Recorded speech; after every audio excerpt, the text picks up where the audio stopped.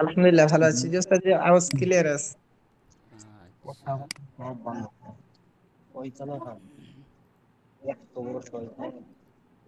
আওয়াজ ঠিক আছে না? আমি এবার 1400 জি। টাকার মাছ আমি দিলাম। আচ্ছা। আমার ছোট মাছ এইগুলা বইতে পাইতো, টামাটা কুমড়ো লাগাতো, ঠিক আছে, মারি খাওয়ার পর তুমি অসুস্থ আর করতে হবে ওইখানে টাকা দিয়ে 500,000 টাকার মাটি পাড়ি কাটি করে দেবে, নোংরা পানি সব ওই দিকে যাবে, তোমার ভিজে না তোলার আমাকে পুকুরে পানিতে নোংরা তোহা দেবে। একটু সাউন্ড বন্ধ করো সবার। অসুস্থ হওয়ার পরে মা তার এখানে আসি না, সেই ওনাদের সালমানকে বাড়িয়ে ওই জায়গায় নাল কাটা ওইখান থেকে পানি চলে যেত, আমাদের পচা পানি।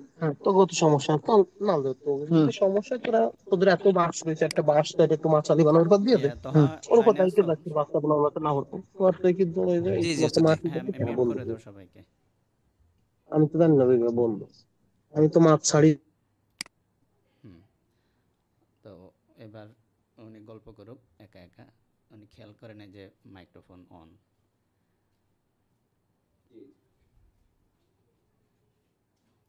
আচ্ছা।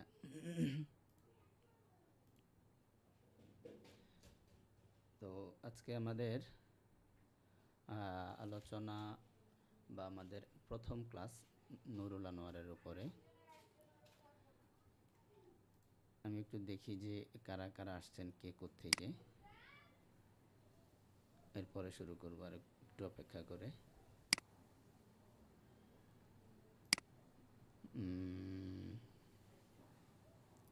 জুবায়ের হোসেন। জুবায়ের হোসেন কি আমাদের জুবায়ের ভাই? জুবায়ের হোসেন কোনজন? জি, ইফতার গ্রুপের হুজুর। আচ্ছা আচ্ছা, বুঝতে পারছি। তারপর হলো আব্দুর রহমান, আহ, আব্দুল ওয়াহাব রহমানি। আব্দুল ওয়াহাব রহমানি ভাই কে জানো? কোন জায়গার জানো? আব্দুল নোয়াখালী। নোয়াখালী। আচ্ছা আচ্ছা। আমাদের আগের কোন ক্লাসে ছিলেন? কোন ক্লাসে ছিলেন? ওস্তাদ যে ইফতার বিভাগের এখানে আসছি আমি। ও আচ্ছা আচ্ছা। আপনার তো নাই, রোল লং নাই, জন্য বুঝতেছি না। তারপরে হইল আব্দুর রহমান, দুইটা কেন? তানভীর শেখ। আচ্ছা, তারপর হলো বাইজিদ খান, ঠিক আছে। আকরাম ভাই। আকরাম ভাই যেন কি আমাদের কোনো কোর্সে ছিলেন আগে? আকরাম ভাই, আকরাম ভাই না। আচ্ছা, আকরাম ভাই শুনতেছেন? জি জি হুজুর। হ্যাঁ, আমাদের কোনো কোর্সে ছিলেন আগে? জি না, আচ্ছা। আর নুরুল আনোয়ারের সন্ধান কিভাবে পেয়েছেন? ক্লাস হবে যে। গ্রুপে পাইছিলাম। আচ্ছা, তারপরে হলো আব্বাস আহমদ ভাই, সিয়াম আবদুল্লাহ, ঠিক আছে। রাকিবুল ইসলাম ভাইকে যেন আমাদের আগে কোনো কোর্সে ছিলেন? রাকিবুল ইসলাম ভাই। আসসালামু আলাইকুম। জি, ওয়ালাইকুম আসসালাম হ্যাঁ, রহমতুল্লাহ। কি সরাসরি এমনি কোর্সে ছিলাম না, কিন্তু আপনার ভিডিও ইউটিউবে আমি অনেক দেখছি আচ্ছা এবং আচ্ছা ফলো করতাম অনেক আগে থেকে। আচ্ছা, খুবই ভালো। রাকিব ভাই যেন কোন জায়গা থেকে দেখতেছেন? আমি ময়মনসিং থেকে। ময়মনসিং থেকে। আচ্ছা, মাশাল্লাহ, ঠিক আছে। তারপরে হলো মাসুম বিল্লাহ নোমান ভাই হলো 101, ঠিক আছে। তারপরে হইলো মাহবুবুর রহমান ভাই। মাহবুবুর রহমান ভাই কে যেন আমাদের আগে কোনো কোর্সে ছিলেন? মাহবুবুর রহমান ভাই।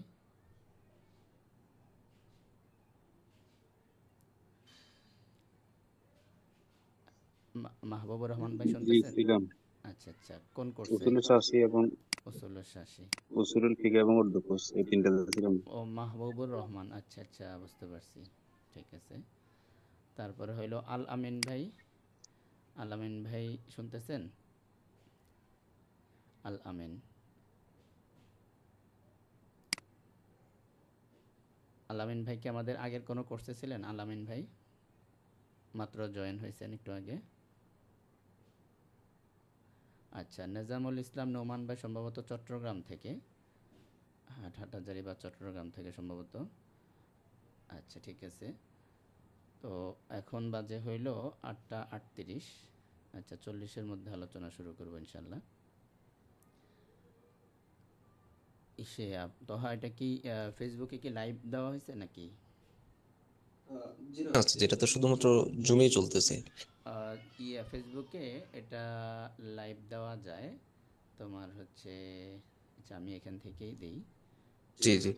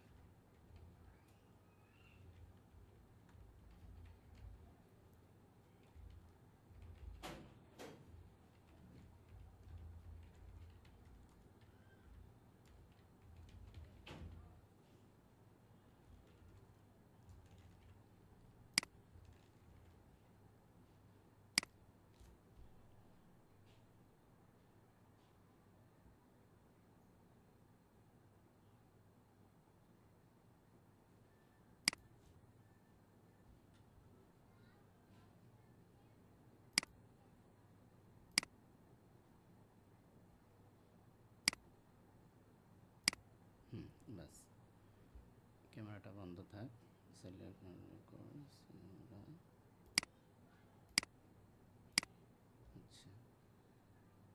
আচ্ছা start screen share, start screen share. ব্যাস try to screen share some that কি কারণে।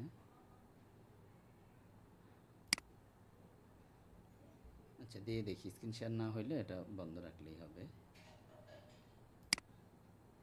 আচ্ছা ক্যামেরাটা অন আছে তো এই জন্য ক্যামেরা অফ করতে বলে, ক্যামেরা অফ করলে তাহলে দরকার নেই,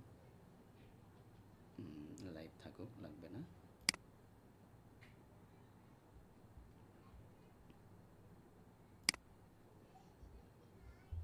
আচ্ছা তাহলে নুরুল আনোয়ার, এটার ব্যাপারটা হইল এই যে নুরুল আনোয়ার যে ফোনটা আমরা সবাই জানি উসুলুল ফিকের, তারপরও একটু বলি উসুলুল ফিক এটা মানে সমস্যা হইল এটা মানে সহজ একটা ফোন, খুব কঠিন কিছু না, কিন্তু এটার ওইভাবে আলোচনা পর্যালোচনা কম হওয়ার কারণে এটা নিয়ে একটু ছাত্রদের ভয়ভীতি বেশি। যে কোনো ফোনই যখন এটার আলোচনাটা কম থাকে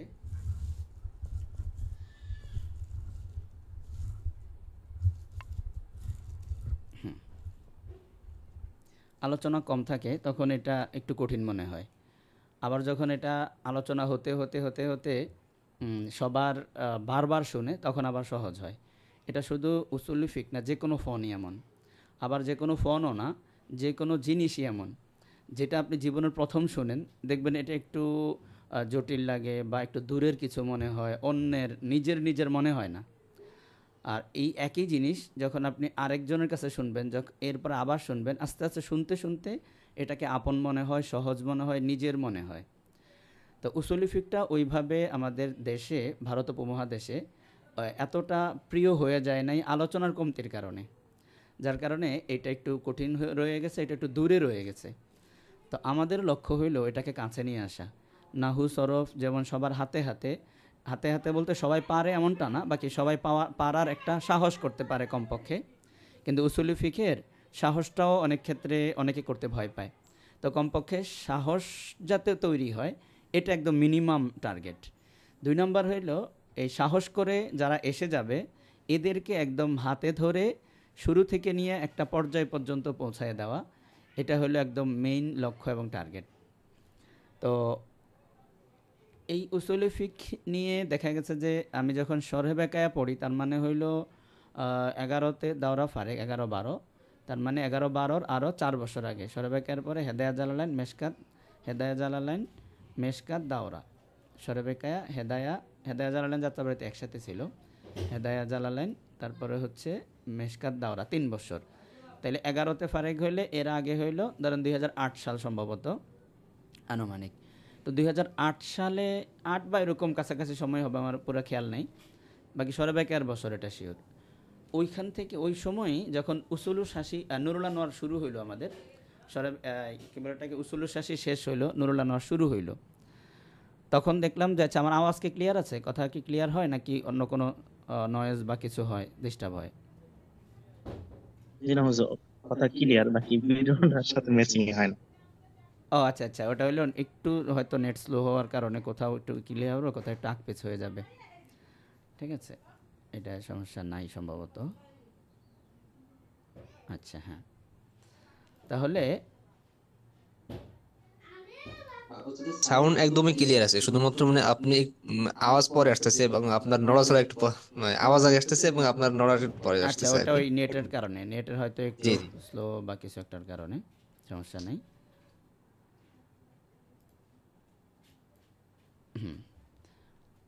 তো কি যেন বলতে চাইলাম, তো তখন যখন উসুলুল শাসি শুরু করলাম, উসুলুল শাসি শেষ হলো, নুরুল আনোয়ার শুরু করলাম। এমনি উসুলুল শাসিতে থাকতেও এমনি একটা চিন্তা থাকে অনেকের অনেক কিছু। তো যখন যেই ফোন নিয়ে পড়াশোনা হতো তখন মনে হতো যে এই ফোনেই মাহারাত অর্জন করতে হবে, এই ফোনের ইমাম হয়ে যেতে হবে, এরকম একটা চিন্তাধারা সাধারণত ছাত্রদের থাকে। তো আমারও এমন ছিল। তো ছাত্ররা দেখবেন অনেকে যখন যেটা পড়ে সে চেষ্টা করে ওইটাতে একজন ইমাম হয়ে যেতে, মানে মাহেরে ফোন হতে। তো এরকম হলে হয় কি প্রত্যেকটাতেই সে ইমাম হতে চায়, এটা অবশ্য হয় না, প্রত্যেকটাতে একজন তো ইমাম হতে পারে না, কেউ একে চেষ্টা করে বা একটা স্বপ্ন থাকে। তো নাহু সরফের জীবন যখন শেষ হলো, নাহু সরফটাও অবশ্যই আল্লাহর মেহরবানিতে খুব একটা সময় নিয়েই পড়া হয়েছে, এবং ওই সময়টাতে নাহু সরফ নিয়ে খুবই ঘাটাঘাটি দৌড়াদৌড়ি কোর্স করানো বাচ্চাদেরকে বিভিন্ন জায়গায়, মানে একটা জীবন জগৎ ওইখানে শেষ হয়েছিল। যখন এরপরে উসুলুল শাসি আসলো নতুন একটা জিনিস, তখন দেখলাম যে নতুন শুরু হইলো, অনেকে বুঝে অনেকে বুঝে না, বা সবাই বলে এটা নাকি একটু কঠিন একটা শাস্ত্র।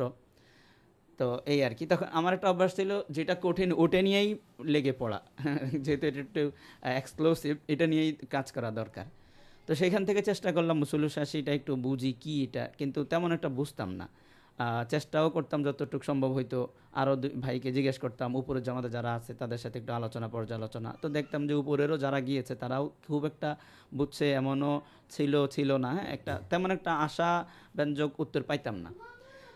তখন ইচ্ছা ছিল আচ্ছা এটা যেহেতু উপরের ছাত্র ভাইয়েরাও পারে না, আমাদের ক্লাসমেটরাও তেমন একটা সবার কাছে স্পষ্ট না, তাহলে এটা নিয়ে কাজ করা দরকার। এরপরে শরবেকায় উঠলাম, মনে মনে খেয়াল ছিল নুরুল আনোয়ারটা পড়বো ভালো করে, যদিও আমাদের ব্যাপক শরবেকায় ব্যাপাকে যাই হোক, ও তখন যাত্রাবাড়িতে ব্যাপক ছিল না, তো পরীক্ষায় যাই হোক না হোক নুরুল আনোয়ারটা একটু ভালো করে পড়বো, শুরুতে নিয়ত ছিল। কিন্তু নুরুল আনোয়ারে গিয়েও একই অবস্থা, যদিও আমাদের দোতলার হুজুর পড়াইতেন খুবই স্পষ্ট করে, তারপরও কেমন যেন একটু অস্পষ্ট থাকতো।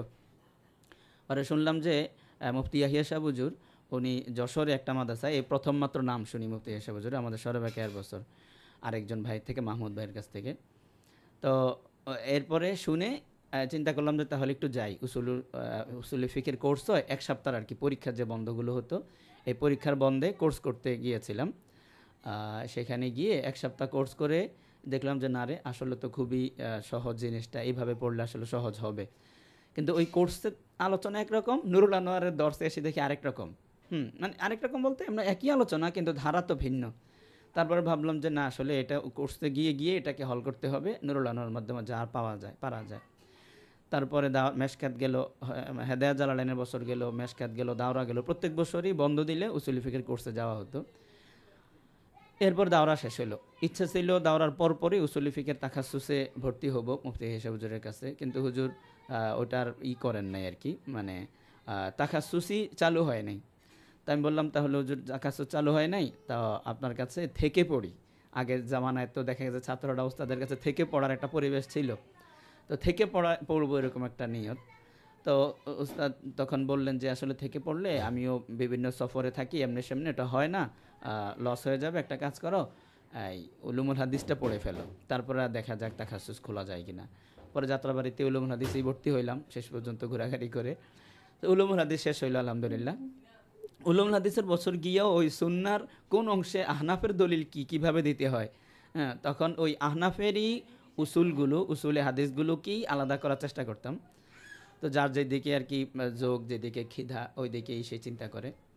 উলুমুল হাদিস শেষ হইলো, কিন্তু তাখাসুস এখনও খোলা হইলো না। তো হুজুর বললেন যে তাহলে একটা কাজ করো, উলুমুল হাদিসের পাশাপাশি উসুলে ফিকের জন্য ইফতাটাও অনেকটা সহায়ক একটা তাখাসুস। তো ইফতাটাও পড়ে ফেলো, তারপরে তাখাসুস দেখা যাক খুলতে পারি কিনা। তো ইফতা কোথায় পড়বো বলতে বলতে হুজুর পরামর্শ দিয়েছিলেন ভারতের যে কি বলে এটাকে, সালমান মানসুরপুরি সাহেব আছেন, ওনার কাছে গিয়ে পড়ার জন্য। তো ভারতে গেলাম ওনার এখানে পড়ার নিয়তে। তো ওখানে গিয়ে দেখি যে দারুল উলুম দেওবন্দ ছাড়া অন্য যেই প্রতিষ্ঠানগুলো, সেগুলোতে দারুল উলুম দেওবন্দ, সাহারানপুর, এই ধরনের প্রতিষ্ঠানগুলো বাদ দিয়ে অন্য যে বাহিরে, মানে দেওবন্দ এরিয়ার বাহিরে, ওই মাদ্রাসাগুলোতে ওই রকম পরিবেশ নাই যে বাহিরের দেশের কেউ এসে সামাত করবে বা ভর্তি ওখানে ভর্তির এই শর্ত হলো দেওবন্দের দাওরা ফারেক হতে হবে, এছাড়া ওনাদের এফতায় ভর্তি অ্যালাউ করে না, মানে ভর্তি পরীক্ষাই দিতে পারে না। এটা হুজুরকে জানাইলাম। সালমান মানসুরপুরি সাহেব হুজুর, আবার ইয়াহিয়া সাহেব হুজুর হইলেন ক্লাসমেট, অনেকটা বন্ধু মতো আর কি, খুবই ভালো সম্পর্ক। তো হুজুরকে জানাইলাম, হুজুর এরকম সালমান মানসুরপুরি সাহেবের এখানে গেলাম, শাহী মুরাদাবাদ ওনার মাদ্রাসাটা, কিন্তু ওনার এখানে ভর্তি সিস্টেম নাই, দারুল উলুম দেওবন্দের দাওরা ছাড়া আবার সামাতেরও সুযোগ নাই, মানে আমি যে শুধু শুনবো ওনার কাছে থেকে পড়বো এটারও সুযোগ নাই বিভিন্ন কারণে। পরে যাই হোক, এভাবে করতে করতে রমজানের প্রায় শেষের দিকে গেল। পরে শেষে হুজুর বললেন, তাহলে দারুল উলুম দেওবন্দেই দাওরায় ভর্তি হয়ে যাও এবং ইফতাটাও দারুল উলুম দেওবন্দেই করো। পরে শেষে দারুল উলুম দেওবন্দেই দাওরা এবং ইফতা ওখানে শেষ করে এসে দেশে আসার পরে হুজুর তারপরেও খুলতে পারেন নাই তাখাসুস আর কি, উসুলি ফিকে সব কিছু। আসলে একটা তাখাসুস চালু করতে হিউজ খরচ আছে, অনেক কিছু ম্যানেজ করতে হয়, সব মিলিয়ে বললেই হয় না। তো হুজুর তখনও হয় নাই। তারপরে হুজুর বললেন, তাহলে একটা কাজ করো, এখন আপাতত খেদমতে ঢুকো, পরে আমি যখন খুলি তখন। খেদমতে ঢুকলাম, 1 বছর খেদমত হলো, একটা মাদ্রাসা ইফতা বিভাগের মুশরিফ হিসাবে ছিলাম। এরপরে গিয়ে উসুলি ফিকের তাখাসুস চালু হইলো, ঠিক আছে। পরে গিয়ে উসুলি ফিকের তাখাসুস ভর্তি হইলাম যশোরে। সেই কোন জায়গায়, যশোর, আমার বাড়ি হলো চাঁদপুর, আর গেলাম যশোরে। যাই হোক, একদম বন্ধে যে আসতাম, আসা যাওয়া বিমান লাগতো, মানে এত দূরে। তো ওখানে গিয়ে তাখাসুসে ভর্তি হওয়ার পরে 1 বছর গেল, দ্বিতীয় বছর ঢাকায় জায়গাটা ব্যবস্থা হইলো। আমরা সম্ভবত দ্বিতীয় বছরে চলে আসছিলাম ঢাকায়। এরপরে ঢাকায় তাখাসুসের জমানা 1 বছর, 2 বছর, 3 বছর গেল, আবার 2 বছর সেখানে শিক্ষকতার সময় গেল। তো এই যে লম্বা একটা সময় উসুলি ফিক নিয়ে লেগে থাকা, মোটামুটি এর মধ্যে কিন্তু আবার অনেককেই পড়িয়েছে আলহামদুলিল্লাহ। বিভিন্ন স্তরের ছাত্রদেরকে, বিভিন্ন আসাতিজায়ে কেরামের সাথে মোজাকারা, অফলাইন অনলাইন। তো সব মিলিয়ে এতটুক আলহামদুলিল্লাহ একটা বুঝ তৈরি হয়েছে যে আসলে ছাত্ররা ভুল করে কোন জায়গায়, মানে কোন জায়গাটা অস্পষ্ট নুরুল আনোয়ারের, কোন জায়গায় ছাত্ররা গিয়ে মাথা ঘোলায় যায়, বেফাক পরীক্ষায় কোন জায়গাটা বেশি বেশি আসে, কিংবা আমাদের আলিম পরীক্ষায়ও ফিক দ্বিতীয় যে এবং আলিয়াতে, সেখানেও কিন্তু উসুলি ফিকের যে মানে কোন জায়গাটা কঠিন, কোনটা নিয়ে আলোচনা করা দরকার, সেগুলো সামনে আসছে। এখন আলহামদুলিল্লাহ একজন একদম দুর্বল ছাত্র, মানে একটা কথা আছে না যে মানে খুব ভালো ছাত্ররা এই ফোনটা পড়বে, এরকম না। আসলে একজন দুর্বল ছাত্রও যদি হয়, তাকেও যদি সময় দেওয়া হয়, আমাকে যদি সময় দেয়, তাহলে একজন দুর্বল ছাত্রকেও উসুলি ফিক বোঝানো সম্ভব এবং নুরুল আনোয়ারই বোঝানো সম্ভব। আমাদের একটা কথা আছে, স্লোগান আছে, যে আমরা মেধাবী ছাত্র চাই না, ভালো ছাত্র চাই না, ভালো ছাত্র তৈরি করি। ভালো ছাত্র চাইলেও কোত্থেকে ভালো ছাত্র আসবে, আকাশ থেকে পড়বে নাকি? ভালো তো তৈরি করলেই ভালো হয়ে যাবে, ঠিক আছে না? প্রত্যেক ভালোই একসময় দুর্বল থাকে, প্রত্যেক দুর্বলই একসময় ভালো হয়। তো এখন মানে কোন জায়গাটা অস্পষ্ট থাকে, এবং আমরা পড়াইতে গিয়ে দেখলাম যে বিভিন্ন স্তরের ছাত্র, কেউ থাকে একেবারে কিছুই বুঝে না, ও উসুল সম্পর্কে মাত্র নতুন, সে উসুল শাসিও পড়ে নাই, জীবনে কিছু পড়ে নাই, এমন ছাত্রদেরকেও আলহামদুলিল্লাহ নুরুল আনোয়ার পড়িয়েছি। আবার অনেকে আছে খুব ভালো, আবার অনেকে আরও অনেক ভালো।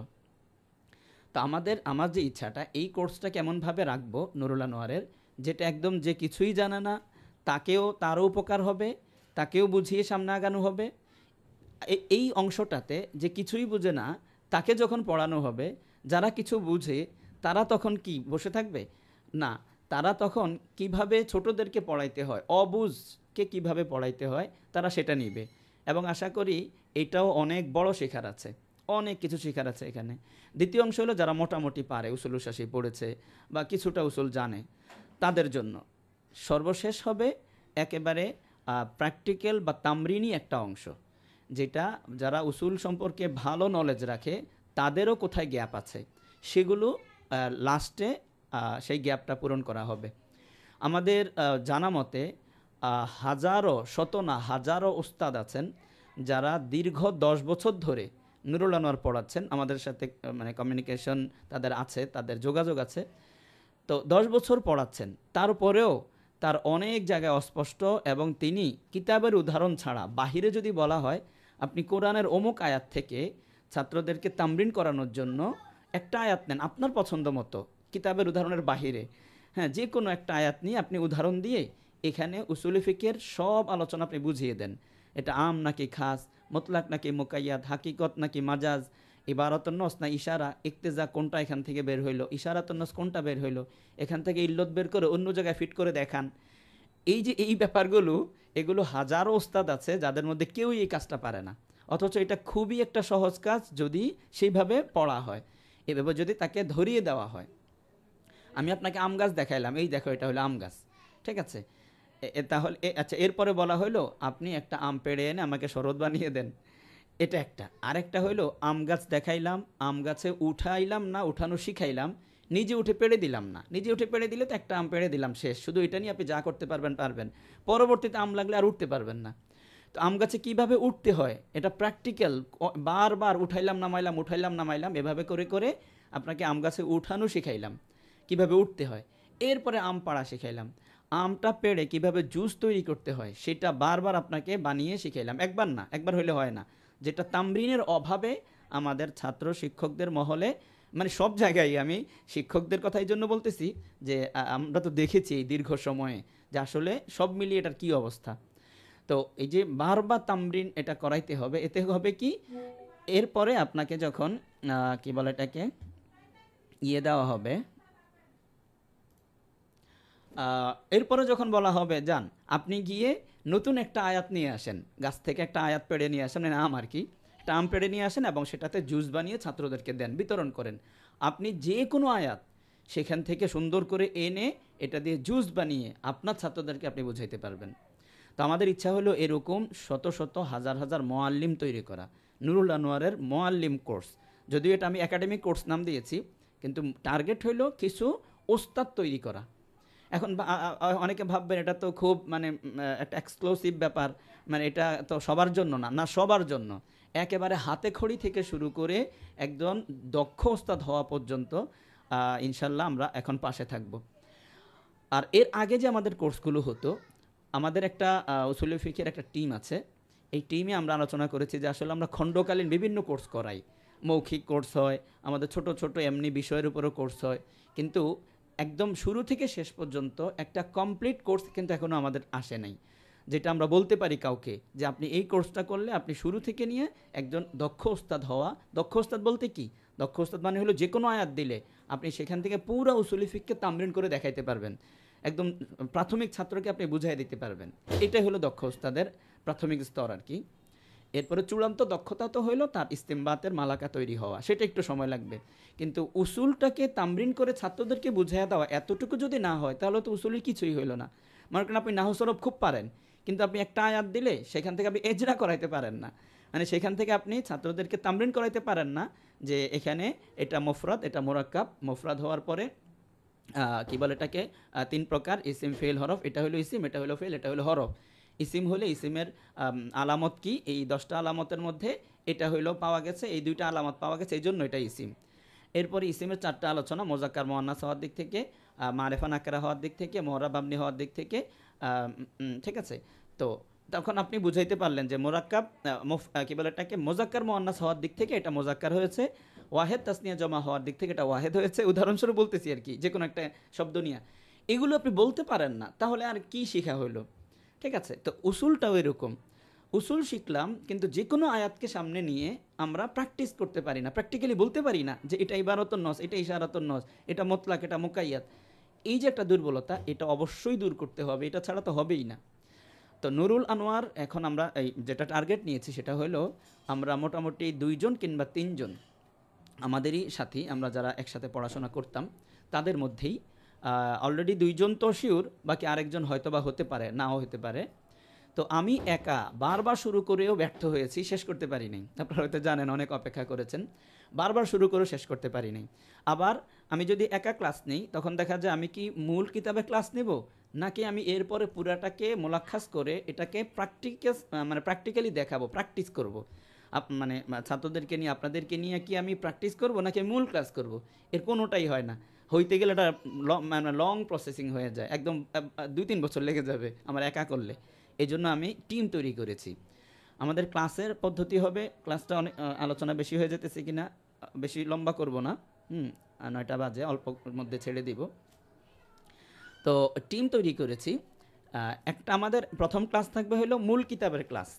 এখানে হবে হলো একদম যারা তর্জমা থেকে শুরু করে এই কিতাবের এই অংশে কি বোঝানো হলো, একটা নির্দিষ্ট অংশ দেখানো হবে। এই নির্দিষ্ট অংশে কি বোঝানো হলো, এটা হলো প্রথম ক্লাস। ঠিক আছে, কিতাব বোঝা যেটাকে বলে, হ্যাঁ, মতন বোঝা, শুধু বুঝলেন আপনি নুরুল আনোয়ারে কি বলা হলো এটা শুধু বুঝলেন। ঠিক আছে, অনেকে মনে করে যে নুরুল আনোয়ারে কি বলা হয়েছে এটা বুঝতে তো বুঝতে আমি শেষই না। ভাই, নুরুল আনোয়ার কি উসুলি ফিকের একমাত্র কিতাব যে এখানে যা বলবে তাই? এটা তো আর মানে কোরআন না বা ওহী না যে এটাই ফাইনাল বা চূড়ান্ত, এরকম কিছু না। নুরুল আনোয়ারে কি বলা হইল এটা যখন আপনি বুঝলেন, তখন একজন আলেমের মত শুধু জানলেন যে নুরুল আনোয়ার মোল্লা জীওয়ান রহিম মানে নুরুল আনোয়ারের মুস্তানিফ রহিমাহুল্লাহ উনি কি বলছেন, ওনার মতটা আপনি জানলেন শুধু। ঠিক আছে, কিন্তু মানারের তো আরও সরা আছে। নুরুল আনোয়ারের মতনের নাম কি? মানার না? মানার। তো মানার তো হলো মতন, নুরুল আনোয়ার তো একটা সরা। তো প্রথম ক্লাসে আপনি মানারটা বুঝলেন এবং মানারের একটা সরা নুরুল আনোয়ারে কি বলা হলো ওটা জানলেন। কিন্তু নুরুল আনোয়ারের তো আরও সরা আছে। যেমন মনে করেন আমরা ইবনে আবেদিন শামী রহিমাহুল্লাহ, ফতুয়া শামীর লেখক, সবাই আমরা যে মানে ওনার নাম জানি। তো এই যে আল্লামা ইবনে আবেদিন শামী রহিমাহুল্লাহ, ওনার মতো ব্যক্তি, এত বড় ফকিহ, যিনি ফতুয়ায় শামী লিখছেন, যার ফতুয়া মানে যার কিতাব থেকে সারা দেশের উলামায়ে কেরাম ফতুয়া দেন, উনি তো সাধারণ কোনো মানে মানে আলেম না। ওনার কথা অনুযায়ী সারা দেশের আলেম ওলামা মুসলিম উম্মাকে ইসলামের পথে চালানোর জন্য ফতুয়া দেন, দিক নির্দেশনা দেন। তার মানে তার কতটুক ফিকের নলেজ আছে। তো এমন মানে ফকিহ ব্যক্তি, তিনি যে মানারের সরাটা করেছেন, সেটা কি আমাদের একবারও দেখা দরকার নাই? নাকি নুরুল আনোয়ার মুস্তানিফ রহিমাহুল্লাহ যা বলছেন তাই শেষ? ঠিক আছে না? তো এই জন্য হলো, তো নুরুল আনোয়ারের মুস্তানিফ সাহেবে নুরুল আনোয়ার তিনি যা বলছেন এটা দিয়ে আমাদের শেষ হবে না। উনি তো একজন বলছেন, মানারের আরেকজন আছেন ইবনে আবেদিন শামী রহিমাহুল্লাহ, উনিও মানারের সরা লিখেছেন। এই ওনার সরার নাম হলো নাসামাতুল আসহার। হ্যাঁ, নাসামাতুল আসহার। আমি ওটা দেখাই আপনাদেরকে, যাতে করে আপনারা ওটা পিডিএফ সংগ্রহ করতে পারেন। সেই জন্য আপনাদেরকে না, আচ্ছা বলে যাই, আপনারা পরে ওটা পারলে পিডিএফ দিবেন আপনাদেরকে কিতাবগুলোর। তাহলে লিখলে সময়টা বেশি লেগে যাবে, আমি মূল বিষয়টা আলোচনা করি। তো নাসামাতুল আসহার এই যে এই কিতাবটা, এটা তো ইবনে আবেদিন শামী রহিমাহুল্লাহ লিখেছেন। এখন মোল্লা জীওয়ান রহিমাহুল্লাহ তার ফিখের মালাকা কতটুকু, আর ইবনে আবেদিন শামী রহিমাহুল্লাহর ফিখের মালাকা কতটুকু, যোগ্যতা কতটুকু, আমরা আমাদের পুরা আলেম সমাজে, দেওবন্দি আলেম বলেন বা যাদেরকেই বলেন, পুরা বাংলাদেশ সহ ভারত উপমহাদেশে ফতুয়ায়ে শামীকে কিন্তু যথেষ্ট গুরুত্ব দিয়ে থাকেন এবং ফতুয়ার জন্য সেটাকে অনেকটাই অগ্রাধিকারও দেয় বলা যায়। তো তার মানে মানারের ব্যাখ্যা ইবনে আবেদিন শামী রহিমাহুল্লাহর, আর হলো এদিকে নুরুল আনোয়ারের মুস্তানিফ রহিমাহুল্লাহর ব্যাখ্যা। তো কোনটাকে আপনি প্রাধান্য দিবেন? বরং প্রাধান্য তো পরের কথা, ওই নুরুল আনোয়ার বুঝেই তৃপ্ত হয়ে যায় অনেকে। তো এটা কখনোই করা যাবে না। এরপরে আসেন হইল ইবনে নুজাইম রহিমাহুল্লাহ। আমরা সবাই জানি আল বাহরুর রায়েক এর লেখক আল বাহরুর রায়েক, কানজুদ্দা কায়েকের সরা আল বাহরুর রায়েক। তো ইবনে নুজাইম রহিমাহুল্লাহ তিনিও অনেক বড় ফকি, আল বাহরুর রায়েকও ফতুয়ার ক্ষেত্রে খুবই গ্রহণযোগ্য। তো ইবনে নুজাইম রহিমাহুল্লাহ তিনিও কিন্তু মানারেরই সরা লিখেছেন, এই মানারেরই, অন্য কিতাবের না। তো ওনার কিতাবের নাম হলো ফাথুল গাফফার, দুইটা কিতাব ওনার, একটা হলো ফাথুল গাফফার, এটাই প্রসিদ্ধ হয়ে গেছে, আরেকটা আছে ওনার, ঠিক আছে, সেটা হইল আত-তাইসির সম্ভবত, অথবা মুখতাসারুত তাইসির বা আত-তাইসির, আমি এটা দেখে দিবনি। এটা খুব ইদানিং বাজারে পাওয়া যাচ্ছে, বাকি আমরা পিডিএফ পেয়েছিলাম, খুবই লাস্টের সময় পেয়েছি। বাকি ফাথুল গফফার এটা অ্যাভেলেবেল আছে, বাজারেও পাওয়া যায়, খুবই অল্প দাম। তো ফাথুল গফফারে ইবনে নুজাইম রহিমুল্লাহ কী বলছেন, এটাও কিন্তু আমাদের মানারেরই সরা করছেন উনিও, এটাও জানা দরকার। তারপরে হচ্ছে হেদায়াকে বোঝার জন্য আমাদের কিন্তু বিনায়াটা খুব লাগে, বদরুদ্দিন আইনি রহিমাহুল্লার, ঠিক আছে, এটা খুব প্রয়োজন হয়। তো যিনি হেদায়াকে বুঝাচ্ছেন তার তো ফিকহি যোগ্যতা অবশ্যই লাগবে। তো ওনারও লেখা মানারেরই সরা আছে, ঠিক আছে।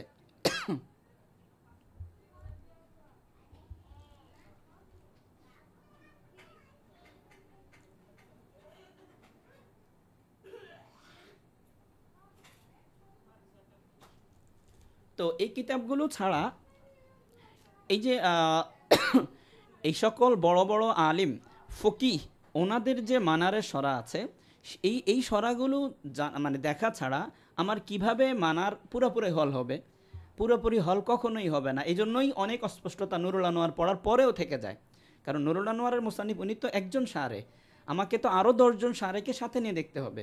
নুরুল আনোয়ার কী বলেছেন, ইবনে নুজাইম রহিমুল্লাহ কী বলছেন, তারপর ইবনে আবিদিন শামী রহিমুল্লাহ কী বলছেন, বদরুদ্দিন আইনি রহিমাউল্লাহ কী বলছেন, তারপর কাসিম ইবনে কুতলুবুগা, যারা উলুমুল হাদিস পড়েছেন ওনার নাম খুব শুনেছেন, ওনারও মানারের সরা আছে, তাওজিহুল আফকার, ঠিক আছে। এরপরে হলো শরহি ইবনে মালাক ইবনে ফিরিস্তা রহিমাহুল্লাহ, ওনার লেখা মানারের একটা সরা আছে, নাম দিয়েছে ইবনে মালাক। এটা চট্টগ্রামের অনেক মাদ্রাসায় নুরুল আনোয়ারের পরিবর্তে এটাকে পড়ানো হয়,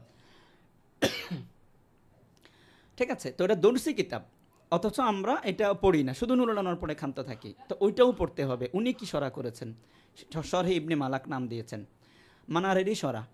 আবার শরহি ইবনে মালাকের উপরে 3টা খুবই চমৎকার হাসিয়া আছে, একটা নাম হলো হাসিয়াতু রুহাবি, আর একটা নাম হাসিয়াতু আজমিজাদা, আর একটা হাসিয়াতু আনোয়ারিল হালাক। এই 3টা হাসিয়া হইল ইবনে মালাকের উপরে, আর ইবনে মালাক হলো মানারের উপরে। তার মানে আমরা বলতে পারি, আচ্ছা আমি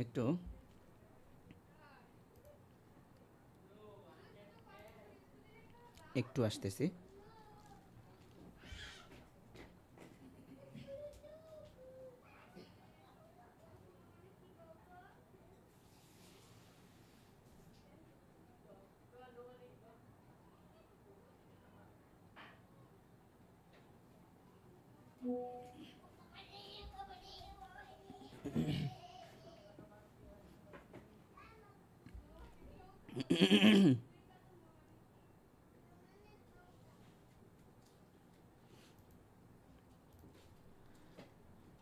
আচ্ছা, পিডিএফ দেই নেই, একজন ভাই বলতেছিলেন পিডিএফ দেখা যাচ্ছে না, পিডিএফ দেই নেই।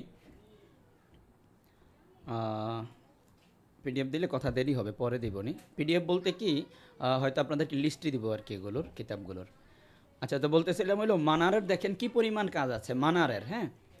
তাহলে মানার থেকে ইবনে মালাক থেকে আবার 3 হাসিয়া, তার মানে মানারের উপর আমরা 4টা কিতাব বলতে পারি, ঠিক আছে।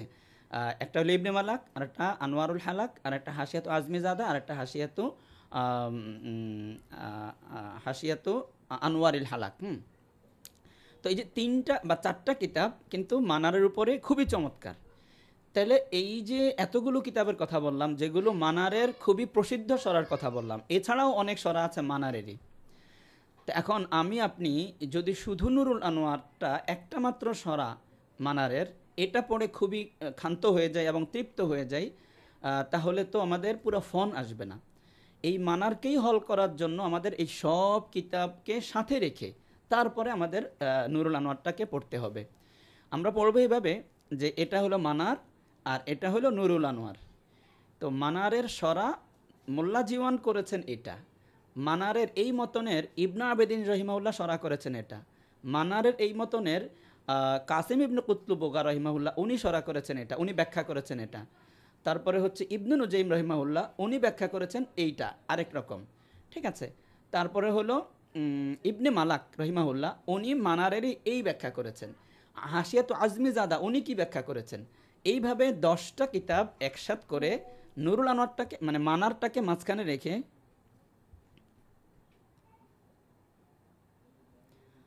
কোনো সমস্যা হচ্ছে? স্ক্রিন দেখা যাচ্ছে না? হুম, উস্তাদ স্ক্রিন দেখা যাচ্ছে না। স্ক্রিন দেখা যাচ্ছে না। আচ্ছা,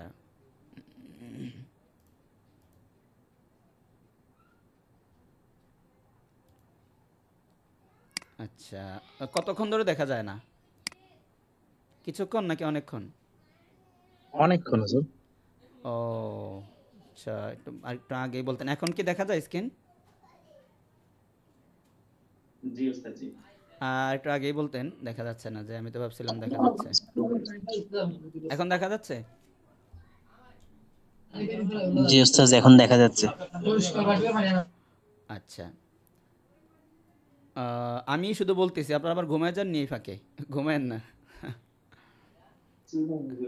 অতি গুরুত্বপূর্ণ আলোচনা। আচ্ছা, তো এরপরে আমি আজকে আলোচনার পরে ছোট্ট একটা পরীক্ষা নিব মেসেজের মাধ্যমে। এরপরে হলো কিছু বিষয় আলোচনা করব। আচ্ছা, তো দেখেন, বলতেছিলাম হইলো নুরুল আনোয়ার। হ্যাঁ, তাহলে নুরুল আনোয়ার আমরা কিভাবে পড়বো? মানারটা মেইন থাকবে। এই মানারকে মাঝখানে রেখে এক সাইডে নুরুল আনোয়ার, এক সাইডে ইবনে মালাক, আরেক সাইডে ফাথুল গাফফার, আরেকদিকে তাওজিহুল আফকার, আরেকদিকে ইবনে মালাক, আরেকদিকে হাসিয়াত রোহাবি, হাসিয়াত আজমিজাদা, হাসিয়াত আনোয়ারিল হালাক। ঠিক আছে, বিশেষভাবে এই কয়েকটা। এটা হলো মানারকে কেন্দ্র করে, চতুর্পাশে বাকিগুলোকে রেখে মাঝখানে মানারটাকে রেখে দর্শ হবে ইনশাল্লাহ। এবং সেটা হবে হইল পুরা মানারের সম্পূর্ণ হল। গেল মানারটা। এখন এখানে এসে কি আমরা থামলে হবে যে আচ্ছা মানার তো বুঝলাম এবং পরিপূর্ণভাবে চতুর্দিকে মিলে মানারকে বুঝলাম? এটা অবশ্যই অনেক অংশে আমরা এগিয়ে যাব, এটা দরকার। এবং আরেকটা বিষয় আপনারা খেয়াল রাখবেন, এই চতুর্গুলো মানে চতুর্মুখী বা অন্যান্য কিতাবগুলোকে, সরাগুলোকে আমরা যদি একসাথ করে পরে মানারটা পড়ি, তাহলে বলেন তো মানারটা কি সহজ হবে নাকি কঠিন হবে? দেখি বুঝেন কি না? সহজ হবে না কঠিন হবে সবগুলোকে মিলিয়ে পড়লে? বলেন তো দেখি।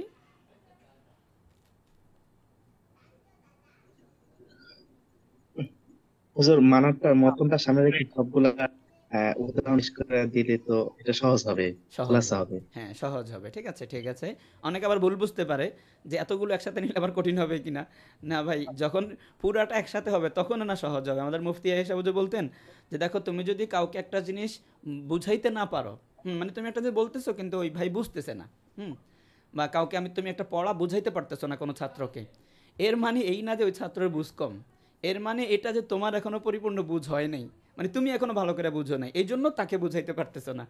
ঠিক আছে, তো যত কঠিন, যত ছাত্র বুঝবে না, তার মানে হলো এটা আমি এখনো বুঝি নাই ভালো করে। আমি যদি বুঝি তাহলে সে কেন বুঝবে না?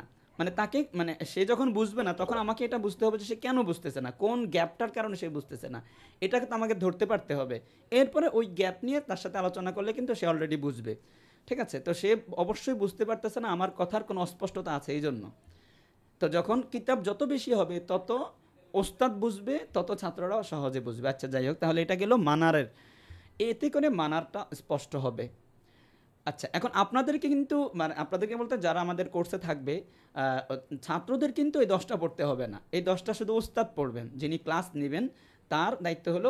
অবশ্য অলরেডি যারা ক্লাস নেবেন তাদের এগুলো সব পড়া হয়ে গেছে, যেহেতু আমরা দীর্ঘদিন ধরে এই মানে এটা নিয়ে কাজ করতেছি। আমাদের টিম থেকে আমি আরেকজন নিয়েছি, উনিও খুবই ভালো, এবং এগুলো সব আগে থেকে পড়া অবশ্যই, তারপরও মোতালাত অবশ্যই করবেন, কিন্তু এটা আমাদের আগের থেকে বিষয়টা ইয়া আছে আর কি। যাই হোক, তো তাহলে মানারটা হল হইল। এরপরে কি কাজ? মানার হল হলে তো মানারের, মানে মানারের মতটা আমরা জানলাম। ঠিক আছে, আল্লামা নাসাফি রহিমাহুল্লাহ না মানারের মোসান্নিফ, তো আল্লামা নাসাফি রহিমুল্লাহর মতটা জানলাম এই চতুর্মুখী সরাগুলো পড়ার মাধ্যমে, ব্যাখ্যা গ্রন্থগুলো পড়ার মাধ্যমে। দ্বিতীয় কাজ হবে এটা যে আচ্ছা মানার এবং মানারের যারা শারিহীন, মানে মানারকে যারা ব্যাখ্যা করেছেন, বা মানারের মুত্তাবিঈন, মানারকে যারা মেনেছেন, তাদের মতামত জানলাম। কিন্তু উসুলি ফিকের আরেকটা দল আছে, ঠিক আছে, যাদেরকে বলা হয় মুহাক্কিকিন, যারা নাকি প্রত্যেকটা উসুল নিয়ে তাহকিক করেছেন। তারা কারা? তারা হলেন ইবনে হুমাম রহিমাহুল্লাহ। ঠিক আছে, ওনার কিতাব হলো আত-তাহরির, এটার সরার নাম হলো তাইসিরুত তাহরির অথবা আত-তাকরির ওয়াত তাহবির, দুইটা সরা আছে। তো এই যে ইবনে আবেদিন শামী রহিমাহুল্লাহ এবং পাশে আরেকজন আছেন, সেটা হলো ফাওয়াতিহুর রহমত, ঠিক আছে। তো ফাওয়াতিহুর রহমত মোল্লা বিহারি, তো ফাওয়াতিহুর রহমত এবং তাহরির, এই দুইটা কিতাব আরও আছে, আপাতত দুইটাই ধরেন, এগুলো মাথায় রাখেন, কিতাবগুলোর নামও মনে রাখেন। তো ফাওয়াতিহ এবং তাহরির এই দুইটার মাধ্যমে আমাদের তৃতীয় স্তরের আলোচনা আসবে।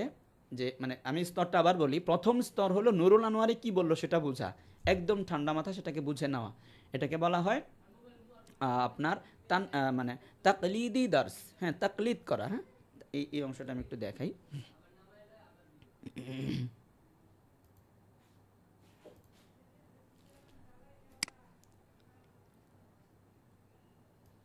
হয়তো এমনি মুখে বললে বুঝবেন না, বুঝলেও মনে রাখতে পারবেন না।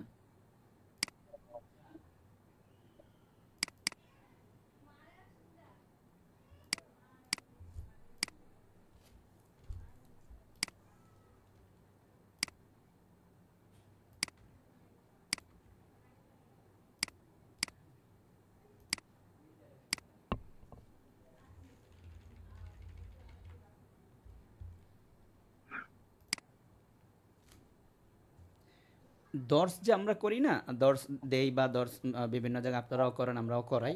তো দর্সের কিন্তু তিনটা স্তর আছে। হ্যাঁ, দর্স, যত দর্স আছে এই দর্সের তিনটা স্তর আছে। হ্যাঁ, একটা স্তরের নাম হইল তাকলিদি দর্স, তাকলিদি দর্স। তাকলিদ মানে কি? তাকলিদ মানে হলো মেনে নেওয়া, অনুসরণ করা। হ্যাঁ, তো মুসানিফ রহিমাহুল্লাহ যা বলছেন সেটাকে আমি তাকলিদ করলাম, মেনে নিলাম, ঠিক আছে, মেনে নেওয়া, হ্যাঁ, মানা। তাহলে প্রথম অবস্থা হবে তাকলিদি দর্স হবে একটা, যেখানে নুরুল আনোয়ার মুসানিফ রহিমাহুল্লাহ, মোল্লা জিয়াউন রহিমাহুল্লাহ যা বলছেন আমরা সেটাকে মেনে নিলাম বা সেটাকে বোঝার চেষ্টা করলাম, ঠিক আছে। 2 নম্বর হইল তাহকিকি দর্স, তাহকিকি, হ্যাঁ, 2 নম্বর হলো তাহকিকি দর্স। কি? তাহকিকি দর্স। তাহকিক মানে কি? মানে মোল্লা জীবন রহিমাহুল্লাহ যা বলছেন সেটাকে আমরা আরও 10টা সরা থেকে 10টা ব্যাখ্যা গ্রন্থ থেকে মিলিয়ে দেখব যে অন্যরা কি বলেছেন, তাহকিক করব। নুরুল আনোয়ারের যা বলছে সেটা প্রথমে মানলাম, এরপরে আরও 10 কিতাব থেকে এই নুরুল আনোয়ারে যা আছে সেটা ঠিক আছে কিনা তাহকিক করব। হ্যাঁ, মানে অন্যান্য কিতাবে কি আছে সেটাকেও সাথে মিলাবো, যেমন আমি আরও 10টা কিতাবের কথা বললাম। 3 নাম্বার হইল তানকিদি দর্স, তানকিদি দর্স। তো তানকিদি দর্স কি? তানকিদি দর্স হইল ভুল ধরা, হ্যাঁ, মানে নগ্ন করা, ঠিক আছে। তো ভুল ধরা, এটা অনেকে চিন্তা করতে পারেন ভুল ধরা তো ভালো না, আলেমদের ভুল ধরা যাবে না, ঠিক আছে। তো আলেমদের ভুল ধরা যাবে কিনা এই বিষয়ে আমি 2টা কথা বলবো পরবর্তীতে, আগে আমাদের মেন কথাটা শেষ করি। তানকিদি মোতালা। তো তানকিদি মোতালা, তানকিদি দর্স কি? তানকিদি দর্স হইল নুরুল আনোয়ার যা বললেন এবং 10 কিতাবে আরও যা পেলাম, এই সব মিলিয়ে বাস্তবতা কি, তাহকিক মানে বাস্তবে কি আসলে এই উসুলটা ঠিক আছে, এই উসুলটা কি প্রয়োগ করলে সব কিছু ঠিকঠাক থাকে, নাকি শরীয়তের কোনো বড় বিগাড় হয়ে যায়, বড় কোনো পরিবর্তন হয়ে যায়, এটা কি ঠিক আছে নাকি ঠিক নাই, এটাকে নগ্ন করা, হ্যাঁ, যাচাই করা। এই নগ্ন কিভাবে করব একটা উদাহরণ দিচ্ছি। এই নগ্দের জন্য আমাদের পড়তে হবে হলো তাহরির, আত-তাহরির, ইবনে হুমাম রহিমাহুল্লাহ আর কি, হ্যাঁ, আত-তাহরির এবং ফাওয়াতেহ, বিশেষভাবে এই 2টা আরও পড়তে পারবেন। হ্যাঁ, ফাওয়াতিহুর রহমত এবং হলো আত-তাহরির, এই 2টা পড়তে হবে আমাদের এই নগ্দের জন্য 3 নাম্বার স্তরে এসে। তাহলে দর্সের প্রথম থাকবে হইল সাধারণ, যেটা নাকি মেনে নেওয়া হবে, শুধু নুরুল আনোয়ার যা আছে সেটা বোঝানো হবে। 2 নম্বরে হইল আরও 10 কিতাব, যে নুরুল আনোয়ারের আরও 10টা মেইন মানে মৌলিক সরা আছে যেটা আমাদের দেশে পাওয়া যায়, সেই 10 সরাতে কি আছে সেটা নিয়ে আলোচনা হবে। 3 নাম্বার হইল এই সব মিলে যে কথা দাঁড়াইলো, সেই দাঁড়ানো কথাটা কি ঠিক আছে নাকি এটা ভেঙে পড়ে যাবে। এবার আমি একটা উদাহরণ দেই যে এই 10 কিতাবের সম্মিলিত কিছু কথা শেষে দাঁড়াইতে পারে নাই, ইবনে হুমাম রহিমাহুল্লাহটার বিরোধিতা করেছেন।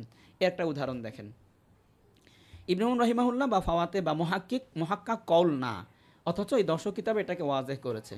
যেমন আমি উদাহরণ একটা দেই, মনে করেন আপনার আমরা একটা কথা জানি যে আম, এটা আসে না কেন, আম যে শব্দটা হয় সেটা তাকসিসের পরে জন্নি হয়ে যায়। হ্যাঁ, তাকসিসের পরে আম এটা কি হয়, জন্নি হয়ে যায়। আচ্ছা, এই আলোচনা তো আপনাদের সাথে করেছি, আপনাদেরকে আর একটু, এটা তো লম্বা সময় লাগবে, একটু সহজের জন্য কোনটা বলতে পারি, হচ্ছে আপনার খাস কতই হয় না, এটাও সময় লাগবে। আচ্ছা আমটাই বলি, হ্যাঁ। আম এটা যখন তাকসিস হয়, বাদাত তাকসিস, আমরা সবাই জানি আম বাদাত তাকসিস কি হয়, ইয়াসিরু, এটা হয়ে যায় জন্নিয়ান। এটা জন্নি হয়ে যায়। এই কথাটা একদম নুরুল আনোয়ারও আছে, উসুলু শাসিত আছে, অন্যান্য সরাগুলোতেও আছে, ঠিক আছে, ইয়াসিরু জন্নিয়ান। এখন আমরা দেখলাম যে জন্নি যদি হয়ে যায় তাহলে মান শাহিদা মিনকুম শাহরা ফালিয়াসুম, এই একটা আয়াত, মান শাহিদা মিনকুম শাহরা ফালিয়াসুম, মিনকুম আশ-শাহরা ফালিয়াসুম। এরপরে ওমান কানা মারিদন, এটা হলো তাকসিস, ওমান কানা মারিদন, মান কানা মারিদন আও আলা সাফার, ইত্যাদি ইত্যাদি গেল। এটা হলো আম, এটা হলো তাকসিস। তো তাকসিসের পরে যদি আম জন্নি হয়ে যায় তাহলে মান শাহিদা মিনকুম শাহরা, এটা জন্নি হয়ে গেল। তো এটা যদি জন্নি হয় তাহলে যারা চাঁদ দেখবে, মানে যারা রমজানের মাসের চাঁদ দেখবে তাদের উপরে রমজান রোজা ফরজ। একটা হলো রোজা ফরজ, আর একটা হলো কখন ফরজ। এটা দ্বারা কিন্তু এই কখন ফরজ এটা পাওয়া যায়।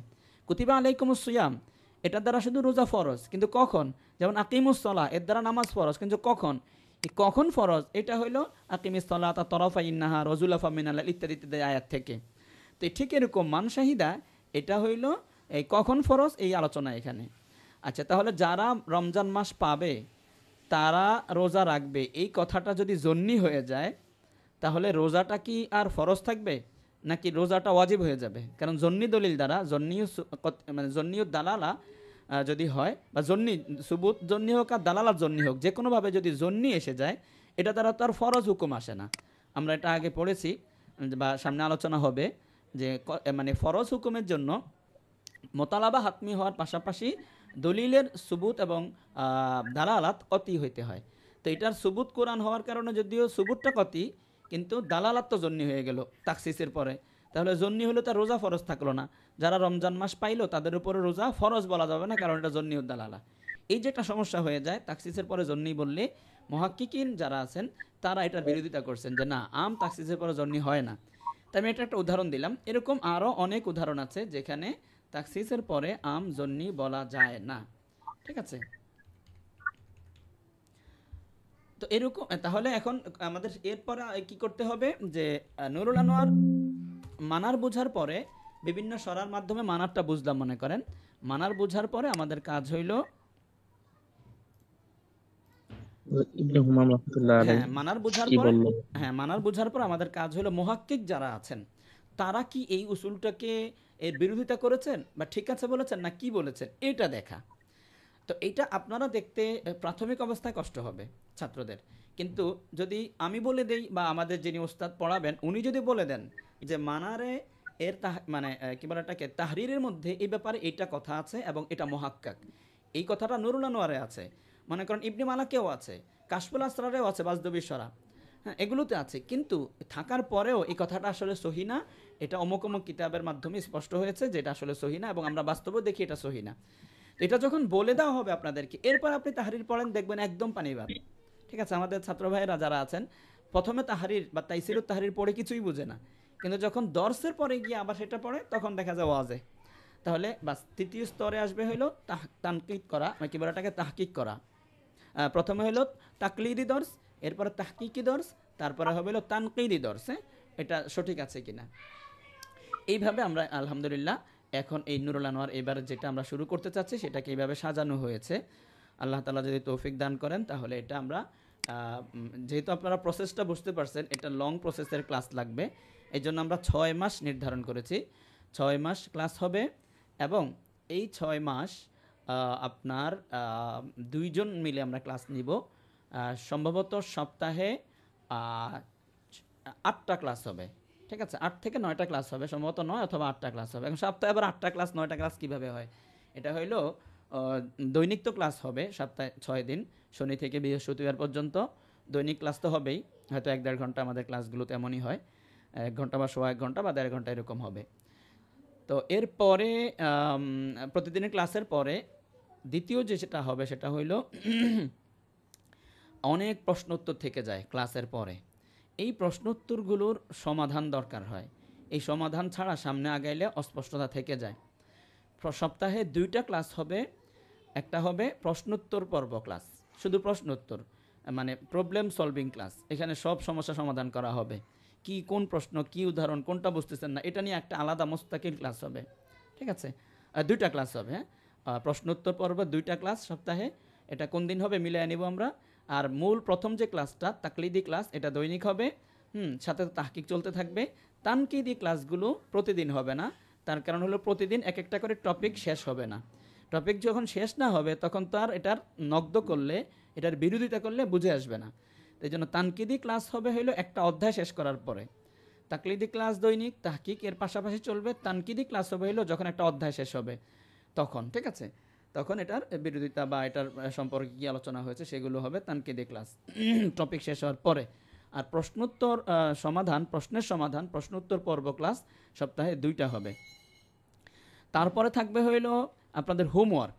হোমওয়ার্ক এটা খুবই জরুরি। নুরুল আনোয়ার পড়ে নুরুল আনোয়ারেই রেখে দিলে হবে না। নুরুল আনোয়ার পড়ে সেটাকে কোরআনের আয়াতে ফিট করতে হবে।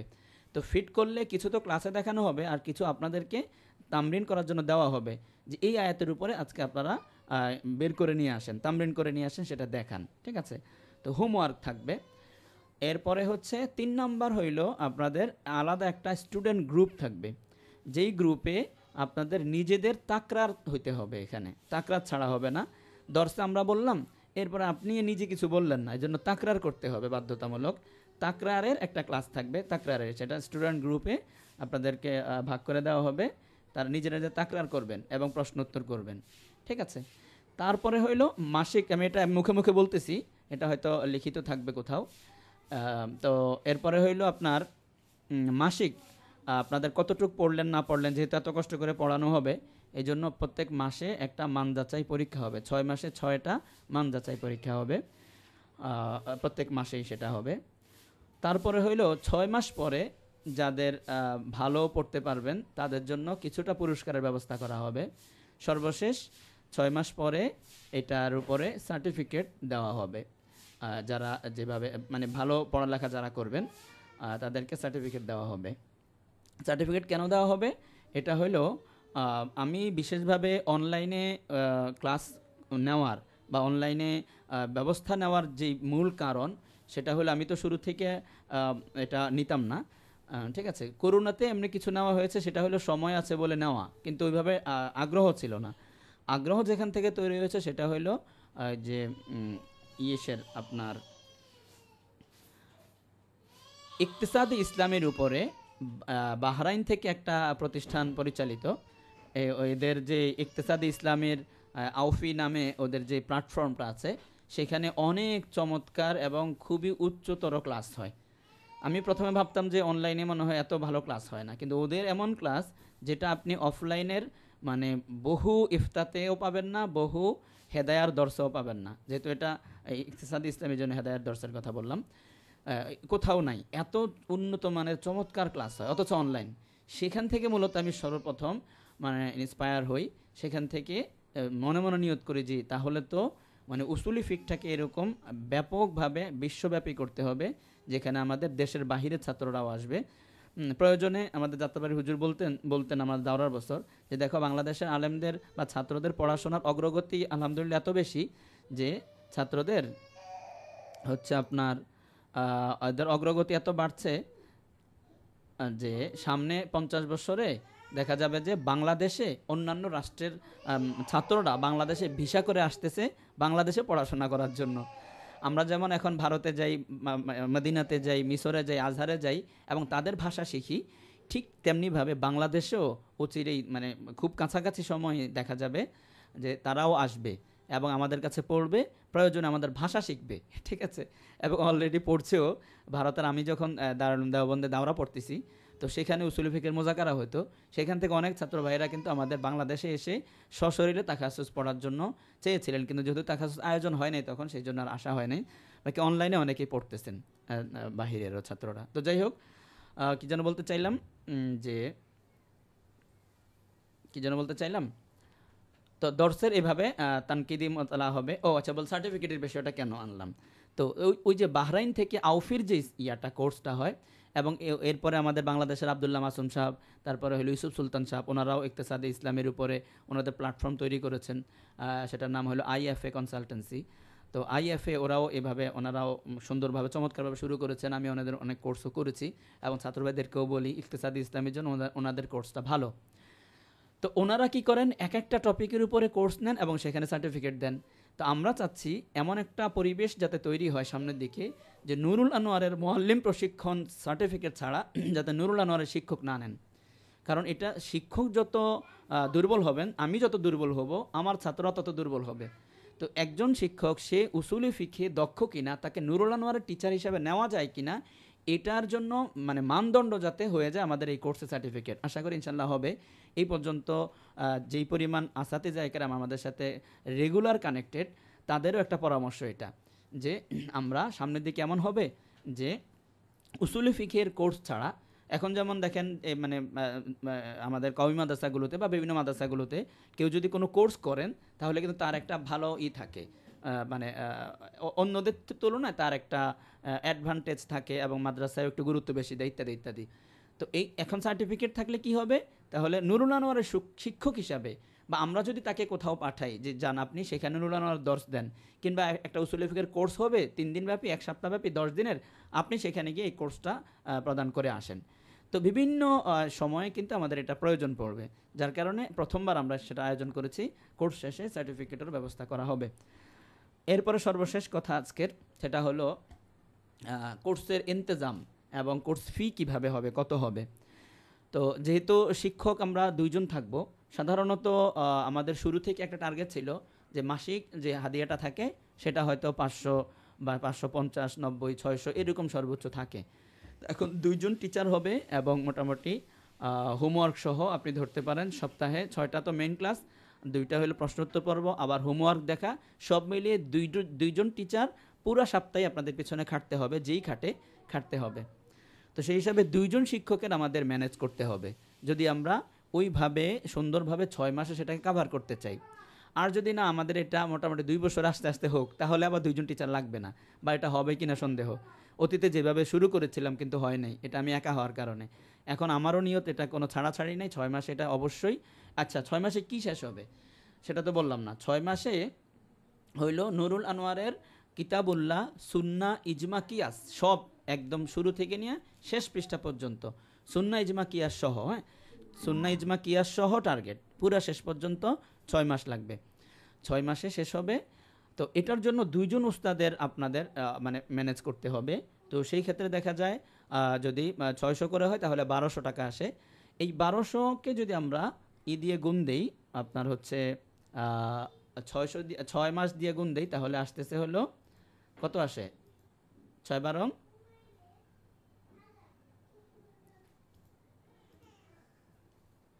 কত হয়,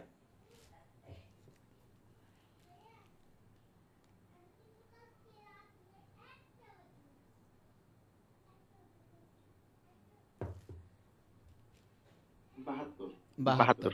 হ্যাঁ 72 মানে হলো 7200, ঠিক আছে। তো এই 7200 টাকা হলো কোর্স ফির ইন্তজাম করতে হবে, যেহেতু এখানে হিউজ টাইম দেওয়া হবে এবং যিনি থাকবেন আমাদের সাথে উনিও সময় দিবেন। তো 6200 এটা হলো আসে, কিন্তু 6200 না, মানে কি 7200 না, 6000ই রাখা হবে 6 মাসের জন্য। মানে প্রত্যেক মাসে 1000 করে, যেহেতু 2 জন ওস্তাদ থাকবে।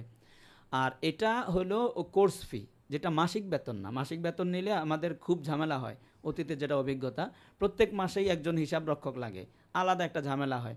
এই জন্য যাই হবে একদম শুরু থেকে, মানে শুরুতেই সেটা আপনার কি বলে করে তারপরে শুরু করতে হবে, যাতে প্রত্যেক মাসে এই ঝামেলা নিতে না হয়।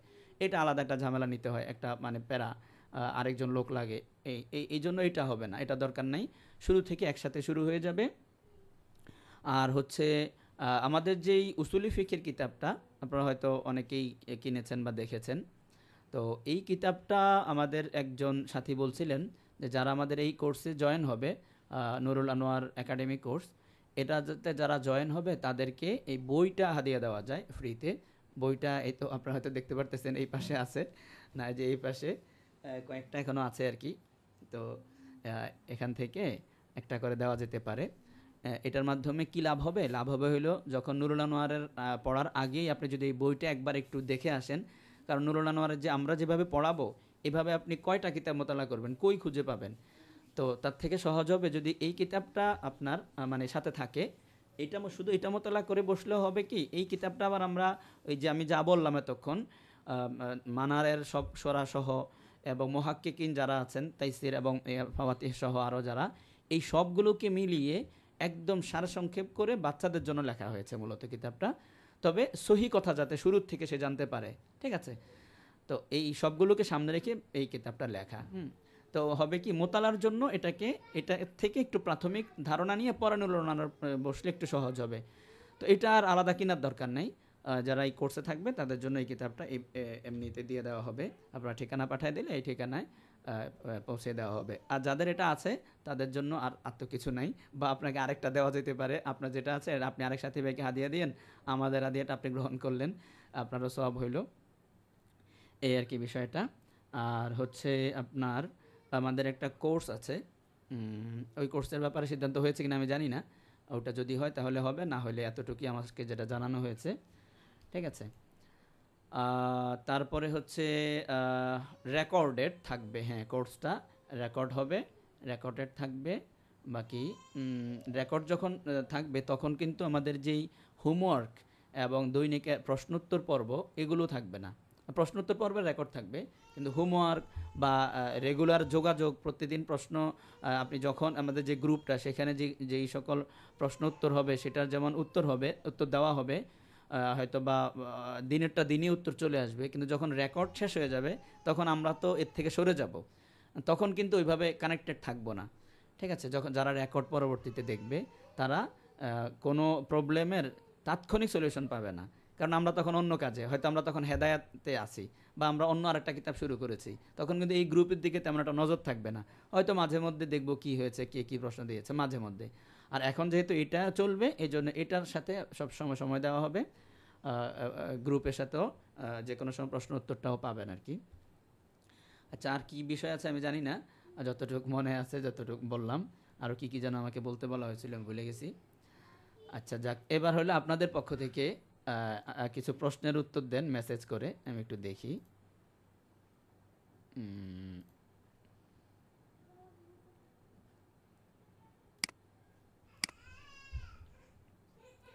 জুমে মেসেজ করতে পারবেন তো নাকি?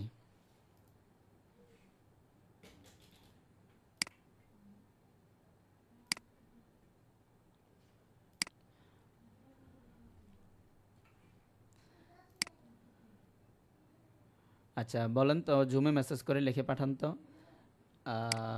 বলেন দেখি, ইবনে আবেদিন শামী রহিমাহুল্লাহর মানারের সরাটার নাম কি বলতে পারেন? দেখি কতটুকু মনে রাখতে পারছেন।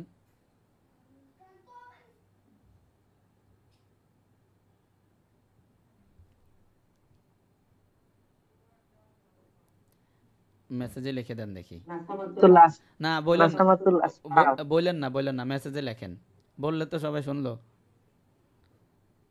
এই যে এই চ্যাট বক্স যেটা, এই চ্যাট বক্সে লিখে দেন। একজন লিখছেন,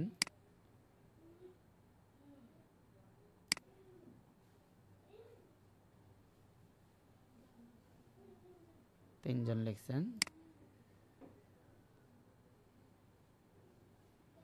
মাত্র তিনজনের মনে রাখতে পারছেন? হ্যাঁ, চারজন লিখছেন। আচ্ছা ঠিক আছে। আচ্ছা তারপরে বলেন তো, এই দর্সের কয়টা স্তর হইতে পারে? প্রথম স্তরটার নাম কি? দর্সের প্রথম স্তরের নাম কি? আচ্ছা তিনটা হইতে পারে। প্রথম স্তর কি? হ্যাঁ, আরো লেখেন দেখি। প্রথম স্তর একজনে লিখছেন। হ্যাঁ, তারপরে আরো লেখেন দেখি। প্রথম স্তরের দর্স।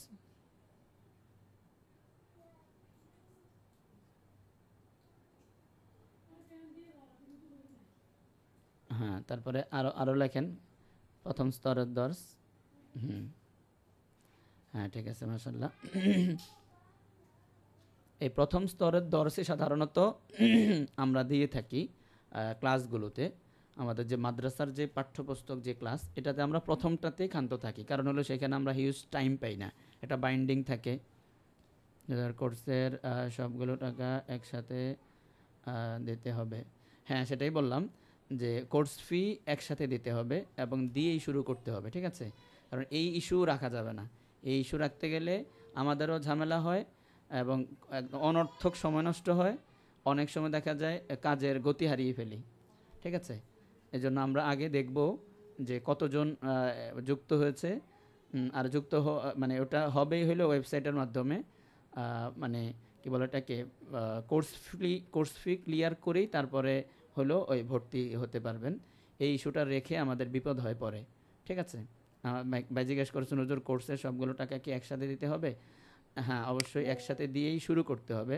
ওস্তাদের সব টাকা একসাথে দেওয়া খুবই কঠিন, অবশ্যই কঠিন আমি জানি, কিন্তু আলাদা রাখা আমাদের জন্য কঠিন। হ্যাঁ, আর একসাথে দেওয়া আপনাদের জন্য কঠিন অবশ্যই, ছাত্র মানুষ একসাথে রাখাটা খুবই কঠিন হবে।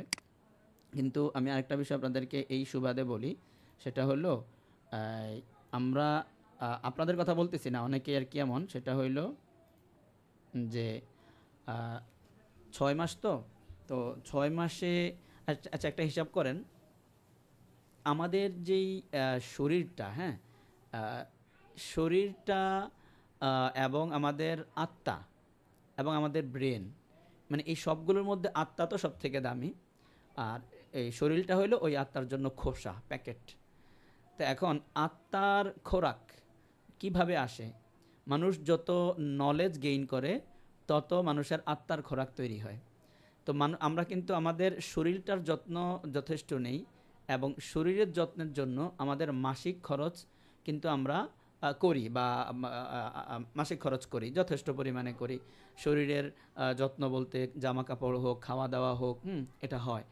কিন্তু আমাদের মানে শুধু আমরা আপনারা না, আর সারা বাংলাদেশের কথাই বলতেছি, বা সারা বিশ্বে এরকম যে নলেজ গেইন করার জন্য পয়সা খরচ করবে, এটা আমাদের ছাত্রদের মধ্যে খুবই আসে না, কম আসে, ঝামেলা হয়, ঠিক আছে? নলেজ গেইন করার জন্য সে পয়সা খরচ করবে, এটা আমাদের পরিবেশে আসলে নাই তেমন একটা। এক ভাই বলছেন আসসালামু আলাইকুম।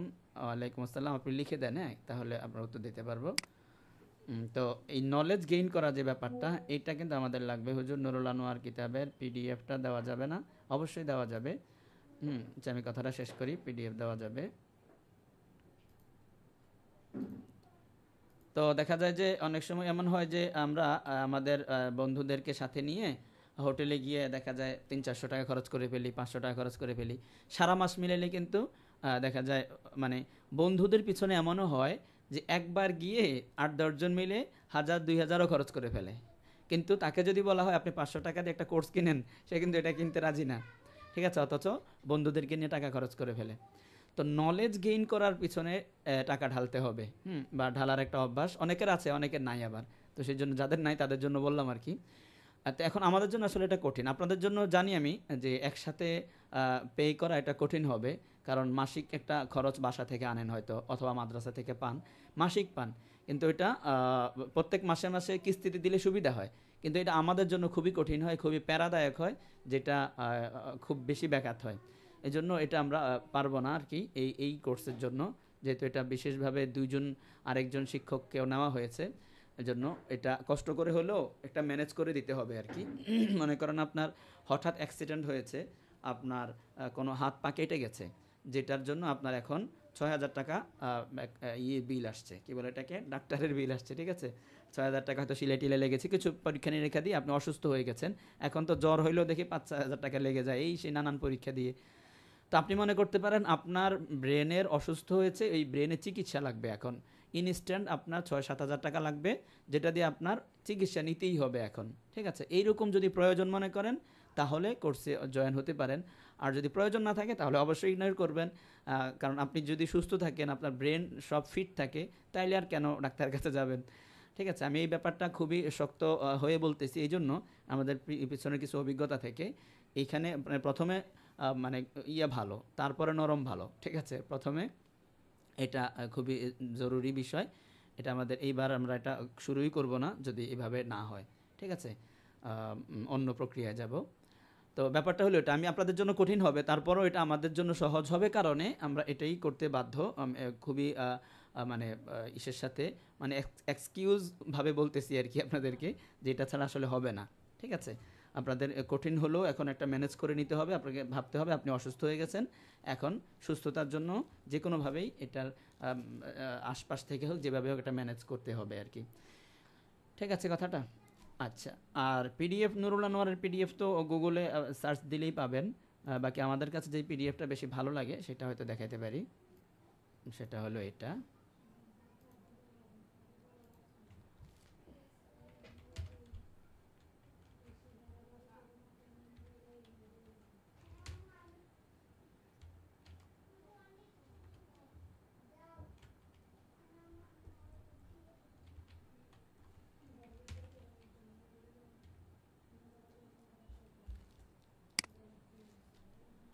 আমাদের কাছে মনে হয় যে এই নুরুল আনোয়ারটা ভালো আর কি।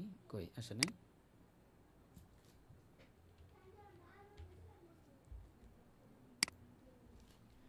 এই যে এটাই শুরুতেই আসছে, ভালোই হয়েছে। আপনার স্ক্রিন শেয়ার দেয়া আছে কিনা? ও স্ক্রিন শেয়ার না, আচ্ছা দেখতেছি। না দেওয়া নাই তো, এটা দেওয়া ছিল, নিজে নিজে কেটে যায় কিভাবে আবার? ও আচ্ছা বুঝতে পারছি। এই নুরুল আনোয়ারটা তুলনামূলক একটু ভালো, এমনি আরও যে কোনোটা নেওয়া যায়। এটা আমাদের কাছে ওই ইয়েতে লেখাগুলি স্পষ্ট পাওয়া গেছে বেশিরভাগ আর কি। এই জন্য এটাকেই ভালো লাগে, যদিও এটা খুব একটা এমনি যে বাজারে যে নুরুল আনোয়ার পাওয়া যায় ওটার যে হাসিয়াটা কামারুল আকমার সহ আরও যে হাসিয়া, ওই হাসিয়া পুরোপুরি নাই এখানে। কিন্তু সুবিধা হয় কি, ওই হাসিয়া যেগুলোতে আছে কামারুল আকমার সহ বাজারের নুরুল আনোয়ার হুবহু, ওইটার পিডিএফটা অলরেডি অনেক খুঁজেও পাই নাই আমরা, হ্যাঁ নাই। তো মন্দের ভালো হিসাবে এটাকে নেই আর কি, সাধারণত মন্দের ভালো হিসাবে। যদি এমন কেউ থাকতো যে বাজারেরটাই সুন্দর করে পিডিএফ তৈরি করে দেবে তাহলে ওটাই সব থেকে ভালো হতো। যে বাজারে তো অনেকগুলোই পাওয়া যায়, মাকতাবুল বুশরা থেকে যেটা বের করছে পরবর্তীতে অনেকেই বের করছে, আর মাকতাবুল ইসলামিয়া থেকে আরও কোনটা থেকে যেন। তো অবশ্যই বাজারেরটা ভালো, কিন্তু ওটার পিডিএফ নাই দেখে এটা নেওয়া। যদি কেউ তৈরি করে দিতে পারে, কীভাবে যেন তৈরি করে মোবাইল দিয়েও ছবি তুলে তুলে ক্লিয়ারলি, আমি ওটা পারি না ওইভাবে। তো ওটা হইলে হবে, না হইলে এটাও যথেষ্ট হবে আর কি।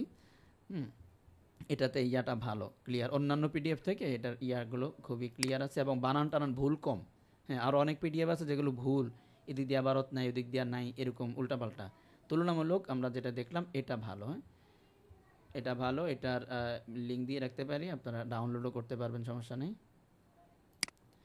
এই যে ডাউনলোড নিচের থেকে করবেন, এই যে এখান থেকে এখানে এই যে পিডিএফ ডাউনলোড দেওয়া, হ্যাঁ এই পিডিএফটা ডাউনলোড করলেই হবে।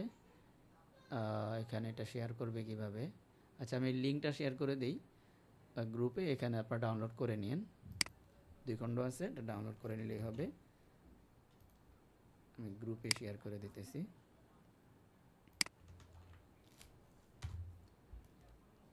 দেখি আসে কিনা।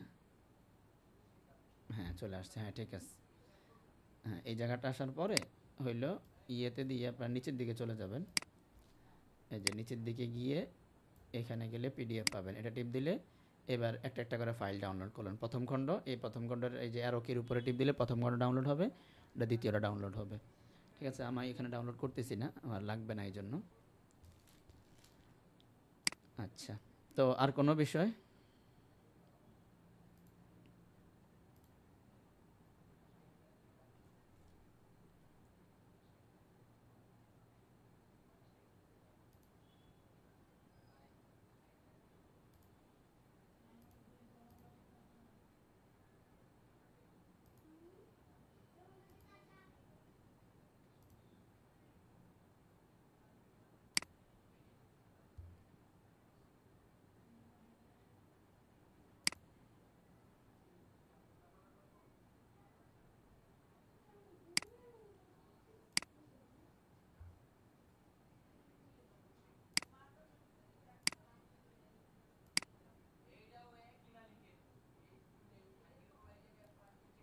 আমি সম্ভবত বের হয়ে গেছিলাম, আবার আসছি, সমস্যা নেই। আচ্ছা, আপনাদের আর কোনো বিষয় আছে এই বিষয়ে? না হয় ক্লাস শেষ করব। কারো কোনো প্রশ্ন আছে কি না?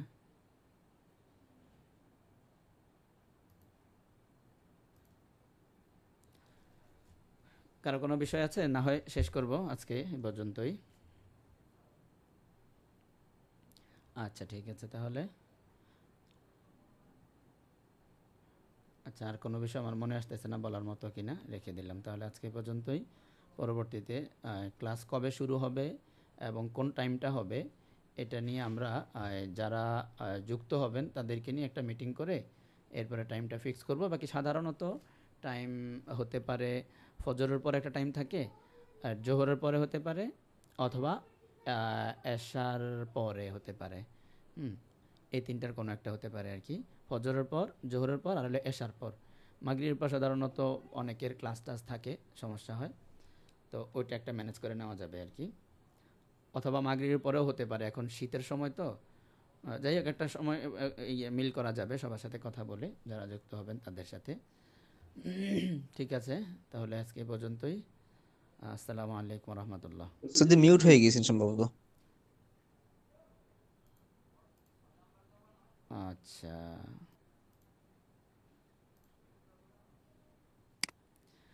বলতেছিলাম হলো মানে কারো কোনো বিষয়ে জানার আছে কিনা, কোনো প্রশ্ন থাকলে করতে পারেন, আর না হলে আজকে রেখে দিচ্ছি। আর ক্লাস কখন হবে এই টাইমটা হলো যাদের যারা আর কি যুক্ত হবেন তাদের সাথে কথা বলে একটা টাইম ফিক্স করা হবে। সম্ভাবনা আছে ফজরের পরে হতে পারে, অথবা জোহরের পরে, অথবা রাতে, যে কোনো একটা টাইম ফিক্স করা যাবে, সমস্যা নেই। ঠিক আছে, আর কোনো বিষয় আছে?